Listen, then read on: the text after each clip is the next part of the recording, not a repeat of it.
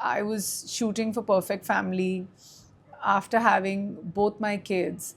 I had not done any OTT work, and at that time when I was, pregnant with Meher, and then we had her, and then there was lockdown, and then I got pregnant with Gurik. That time I shot for a Thursday, but at that time a lot of OTT stuff was coming up, and I would never get any calls for anything, like never. And then post that, I kind of started reaching out to people saying, our son is 2.5, 3. Our daughter is about 4.5, almost hitting 5, going to big school. So please, if there's anything for me. I still remember Mukesh Abra calling me for Perfect Family, and Samar and Amarbeer calling me, and Shikha calling me for Single Papa. And even then you do the job, because when you're doing the jobs, you still don't know, who's going to watch it, how many people will actually like it, whether you're doing it well, what will be the litmus test is the audience, how many people watch it, what the reviews are going to be. And even then I was just like, okay. And now, like, when I went away for Christmas, New Year's, came back, and the love that you start giving, saying, again, you're like, am I done? Is it over? And then again, you're like, no, I have it in me. And then again, you get up and you stand back up. It's just so exciting to be like, but that point where you actually start feeling that is it done, is it over, is when, that's the most dangerous time, right? You have to be like, you have to have so much in you, and love the job and have gratitude and uplift yourself. And these are things that may sound very bookish, but they're so healthy for your state of mind.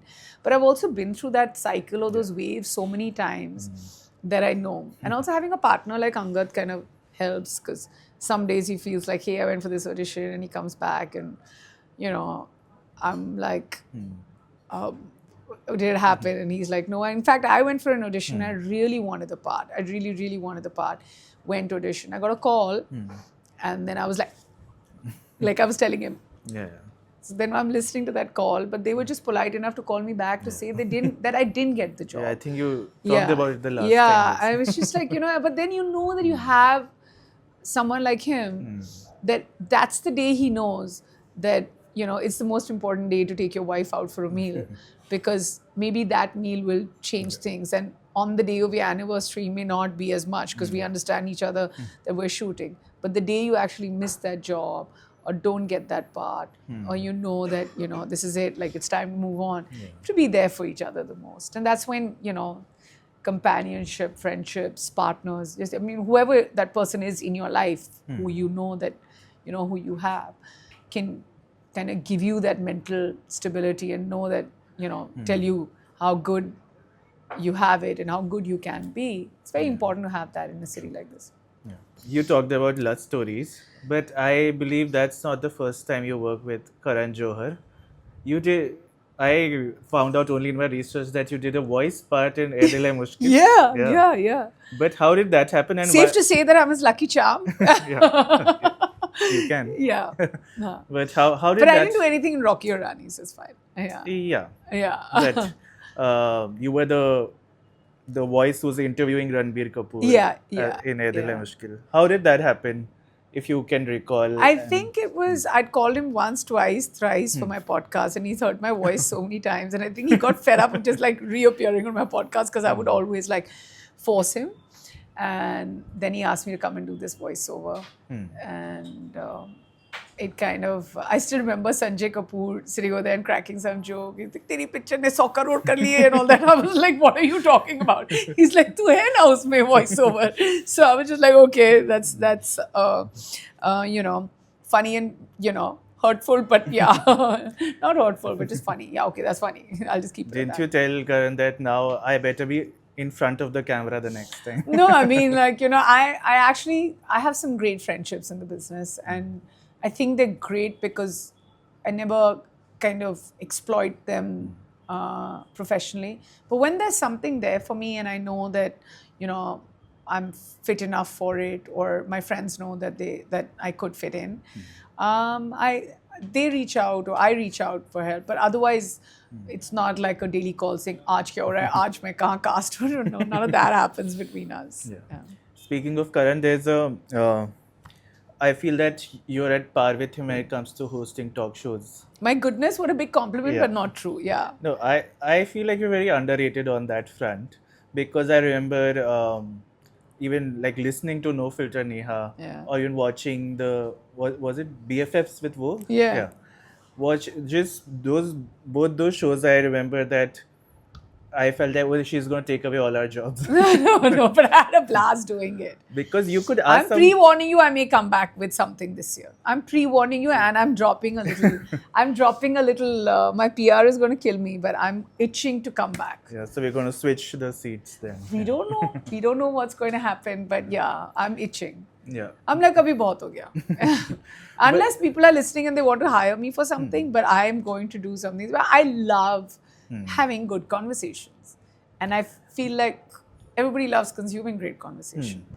But since you knew a lot of people who came on your show, and you also did not have a personal equation with some of them, how did you maintain that balance? Could you tell I didn't have a personal relationship? I don't know. I'm guessing. So then why are you saying it with so much confidence? So, I think you mentioned in one of those episodes that this is the... Some of them I hit up on DMs. Yeah. On Insta DMs. Yeah. I think, who was it? I'm happy to even reveal. I think it was Rashmika. The kind, amazing girl that she is. Send me her number. And like, I know that she was doing so much. There was so much going on in her life, and there's that and the other. And I remember that this one time when she was going to come, a shoot happened, and then she was like, I will delay my flight, but I will do this for you because I've committed. And you feel like, wow, I must have done something right that, you know, she's making time for me. But at the same time, when she comes there, she sits on that little couch with her legs crossed, like, you know, and you feel like, okay, we've hit home. Yeah. But as a talk show host for people who you knew who were coming to the show, how was it maintaining that balance between not crossing that line but also asking tough questions, so to Oh say? my goodness. Yeah, because see, the thing is, the problem with having more knowledge about them than the audience does is you need to protect them on that knowledge. But you also need to take them to a place where they want to share it or not. So, you know, I'm sure that you probably know something about me. I don't think that you're protecting me with anything, but I'm just saying that, you know, but I know things about people where I'm just like, okay, like times, and I would have people on the show, I would know that they're in a relationship. But it's very hard for me to actually say, so, you know, rumor has it. Right? I'm not a journalist. You know, it's not on me to like kind of... I feel like, you know, I'm almost exploiting my friendships by getting them to come on the show.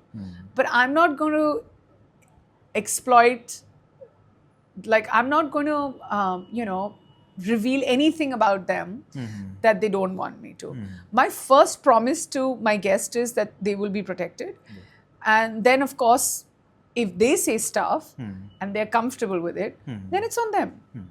But like Karan says that, you know, Coffee with Karan, the syntax of that has also changed because there's so much scrutiny that celebrities are also a little guarded. Yeah, I would never talk an issue? Yeah, but like even when I'm talking to you, I'm not going to talk. I watch my P's and Q's more than ever. Like, I'm not the one to actually think so much. And even after thinking a lot, I'll still, you know, there will be some trouble out of this interview also. But I don't know what the trouble is. So now the only thing going on in my head is, have I said this right? How much trouble am I going to be in after this? Why are we put in this position? Like, why can't we just be taken, you know, at face value? We're talking about our lives. We're talking about things that happened to us 20 years ago. We're talking about where we are at emotionally, you know. We're talking about how much the industry has given us, what people mean to us. I feel like if we are scrutinized less, trolled less, there are lesser memes on us, all of that, it'll actually benefit people more because we'll actually start talking way more. And that's more fun than just being trolled. At least from where I look at it, from the lens where I look at it, but I could be wrong. I could be getting trolled right now for it.